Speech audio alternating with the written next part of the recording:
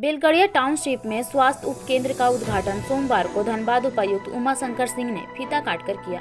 धनबाद उपायुक्त ने कहा कि बेलगड़िया वासियों को अब स्वास्थ्य से संबंधित बीमारी के इलाज कराने के लिए भटकना नहीं पड़ेगा। फिलहाल अस्थायी रूप से शुरू किया गया है। 3 महीने के अंदर बेलगड़िया फेज 3 में 20 लाख की लागत से बनेगा स्वास्थ्य केंद्र, जिसमें 24 घंटे डॉक्टर व पारा मेडिकल स्टाफ भी मौजूद रहेंगे।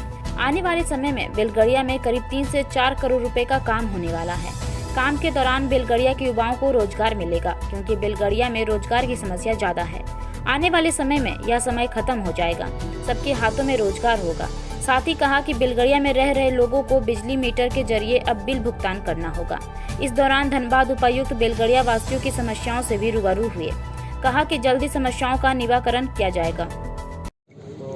क्या कुछ योजना है यहाँ पर लोगों के लिए? देखिए, एक छोटी सी शुरुआत है, मैं इसको छोटी सी शुरुआत मानूंगा, लेकिन बहुत महत्वपूर्ण शुरुआत है।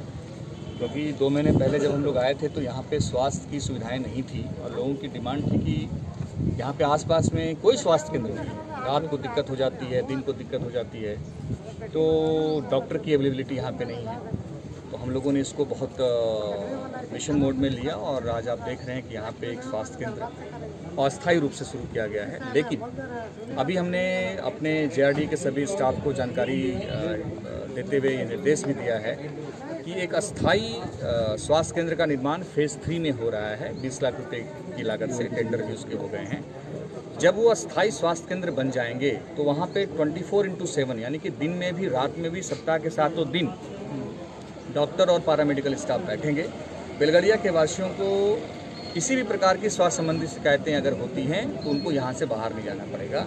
और जहाँ पर मैं आज खड़ा हूँ वहाँ पे भी अभी बहुत सारी चीज़ें की जानी है। मैंने अपने पदाधिकारी को निर्देश दिया है कि बैठने की व्यवस्था हो जाए, यहाँ पर शेड का निर्माण हो जाएगा, पूरा पेपर ब्लॉक वगैरह यहाँ पर बिछ जाएगा, ताकि अगले 3-4 महीने तक भी लोग अगर आएंगे तो उनको किसी प्रकार की दिक्कत यहाँ पर नहीं होगी। इसके अलावे जो लोगों की मांगे हैं रोजगार को लेकर या शिक्षा को लेकर, तो एक एक करके सारी चुनौतियों को हम लोग बड़े सकारात्मक तरीके से हल करने का प्रयास कर रहे हैं।